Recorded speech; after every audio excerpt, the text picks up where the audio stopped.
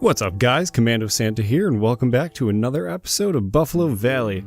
How we doing today? I'm pretty good. So, today we're actually hitting a milestone. We're on our last episode for the Boulder Rapids River Rapids ride. How exciting, right? Oh my gosh. We've come so far, and we've done so little. We've done a lot, but we've still done a little. We have 2 working rides in this park, and we're almost at episode 10. I mean, it's pretty insane. On that note, I wanted to thank you guys for, all your support for these past 9 or 10 episodes, really. Because we started at 0 because I am a computer programmer, so I start counting at 0. So really this is episode 10, but it's episode 9, but don't worry about that. You don't need to worry about that. But really though, on a serious note, I wanted to thank you guys so much for all your support. Every comment, every, subscription, and when you guys reach out to me on Twitter and stuff, it means a lot. It really keeps me going, and I just really enjoy every aspect of it. And you guys, I really like when you guys, come and try and talk to me and, try and put your 2 cents into things I'm working on. So thank you. Thank you so much. Really. I can't explain that enough. You guys make this so easy and so much fun just to do this. Everything you guys say is motivation enough to keep doing this on do this at every single point I can. So thank you guys. Moving on to what we're actually working on today is our restaurant. I know you remember I kept putting it off, but here we are. We're working on the restaurant. It came out pretty well. So one of the things that kind of inspired me to do it was, a lot of you guys said stuff about lumber mills and, sawmills, logging companies. And I did a good hefty long Google search about it and did a lot of research until I finally kind of got the style I wanted, because it had to fit into what we've done so far and fit into what Buffalo Valley is going to be as a whole. And I didn't want to do anything super crazy. And if you guys know what I'm trying to say, I didn't want to do anything super crazy. And, this doesn't really fit into everything. It had to fit into the story and the theme of the ride, And I definitely wanted to add in the canal aspect of what we have going by the station. So I nestled this thing right up to the track and did the same color stone walls and stuff, so it can pass. So you come down that final drop and the river rapids kind of you go through in front of this pass here. It's really cool. And one of the things that needed to happen with this is it had to kind of go along with the town, like I'm saying, but I wanted it to be one of the bigger buildings, if you guys know what I'm trying to say. I kind of wanted this to draw more attention than, let's say, some of the smaller random buildings we have kind of throughout the park. So, this is at a point where, you're walking on the main kind of walkways outside the Boulder Rapids area. You can see this building. It's pretty tall. But you can also see this building from inside by the entrance when you're queuing. And you can also see this building from when you're actually in the mountain on the ride. So it's a big building, which I really wanted that to happen, you're going to be walking around, looking around, be like, hey, what's that? What could be over there? And then, oh, bam, look at that. Food, gulpy soda, chief beef. And then I also had a photo booth, which should, look at the scenic part of it. This would be the perfect spot to have someone take your photo and stuff, or you to stand there with your camera and get a photo of your friends coming down that final drop and getting soaked and stuff. So, it'd be just kind of cool if we could have photo areas. If you think of it this is the photo area of when you come down and get splashed and get pictures taken, then you would come up here to buy the photo of yourself or stuff like that, But I didn't want this to be a full-on sit-down restaurant. If you know what I'm trying to say, it's more of a counter service, just kind of grab and go. But there is chairs and stuff. I didn't want tables and chairs. I wanted places to sit, places to chill out, and also be able to lean against the rail and look over at the people going around and And then I also added that kind of like side outcrop area where you can also sit and chill out and just kind of enjoy the scenery, you know, because it's very, very scenic, very pretty over there. And I didn't want to just kind of muck that up with tables and chairs and stuff. It didn't seem like the kind of place that would have like a full-fledged restaurant. And that's just my opinion, but I do have plans on doing some kind of big lodge, you know, like I don't know, some kind of big lodging area with like huge restaurants and an actual like table service. But we can't really do table service because this game does not do table service, so we'd have to like fake it, put tables down to look like there's table service, but at the end of the day there's going to be a burger shop in there or hot dog squad or something. So one of the themes I wanted to get this building to go along with is I wanted it to be another warehouse. So I got that really open air bottom warehouse feel where it's just, you know, it's completely open, like you can have a lot of storage and stuff. And then the second floor would be more of the like administration and important people would be up there, you know, with all the papers and the books and stuff.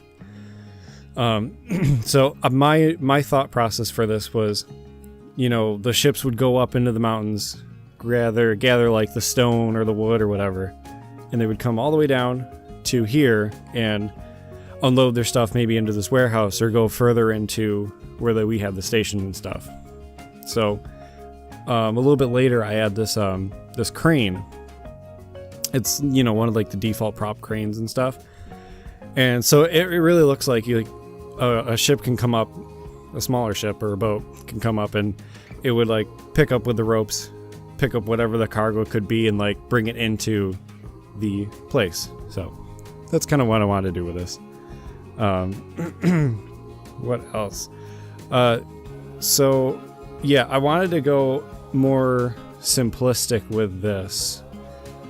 I kind of wanted to show off a little bit more of how you can, you know, build really cool things, but while keeping everything to like kind of simplistic primitives. If you understand what I'm trying to say, you know, if you look at the stuff like Silverette does and like a lot of the better builders, they use a lot of like pieces you wouldn't expect to be used there to make completely different things.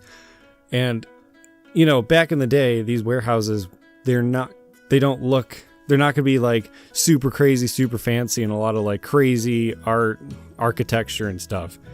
It's just all wooden post columns and wooden doors and, you know, 4 walls and a door, like I've explained in earlier episodes. Like nothing too crazy is going on here. So I use this as an opportunity to show what you can get with, you know, just using your basic primitives. I really enjoyed those pre-made wooden supports that are kind of like they're the grid size. It's whatever the 4x4. I don't know how to explain. Yeah, you have the angled one and then the normal like cube shaped one. I hope you guys understand what I'm trying to talk about. I use those a lot because they're kind of great for actually making, like, starting your support and actually blocking out kind of like the layout how you want it. And, you know, the wood actually comes out, kind of sticks out a little further than the normal like cube size. So if you put it over, if like you do what I did and have like the stone walls, there's wood paneling sticking out at certain places and it looks like the wood's actually supporting the stone walls. So I really enjoyed that aspect, and I hope you guys kind of like get a little bit more like tips or inspiration from kind of what I was doing here. So this episode, for sure, I want to admit, I actually learned something actually working on this.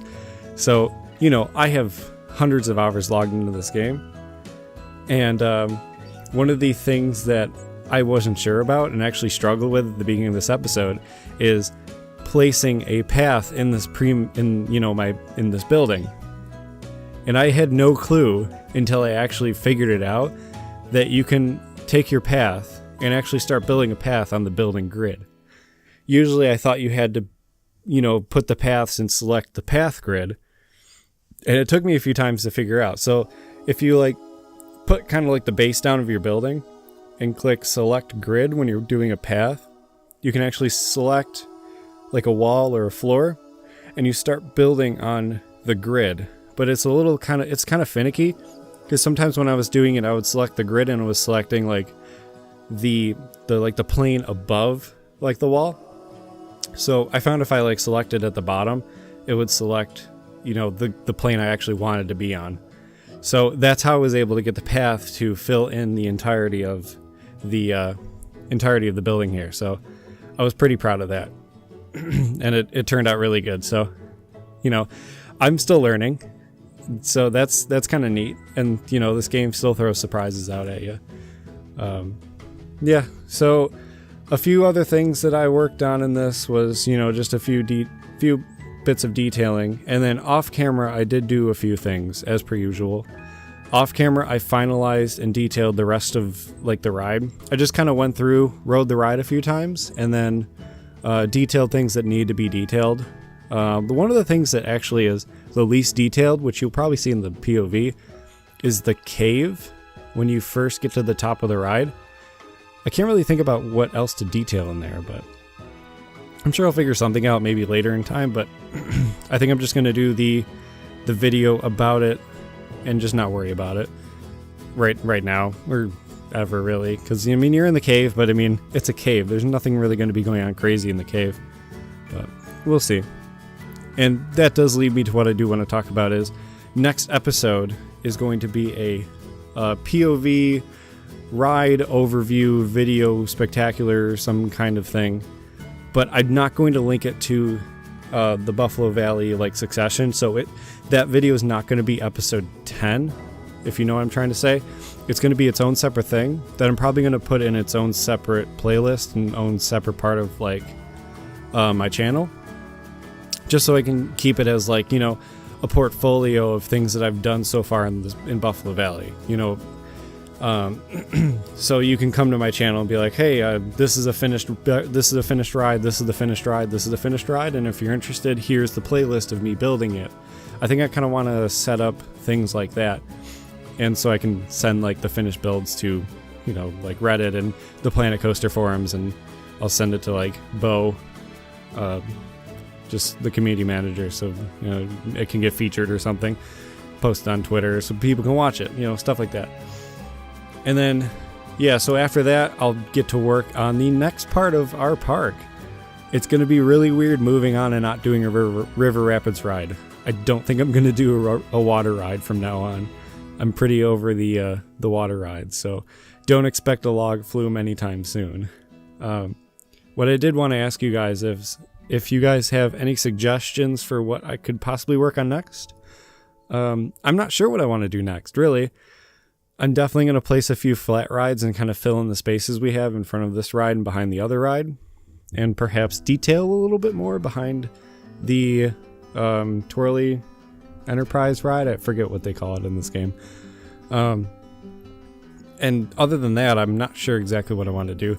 I'm going to keep doing what I said I was going to do earlier and work from the front of the park to the back of the park. So I'm not going to just like place a ride at the other end of the park and then try and fill in between.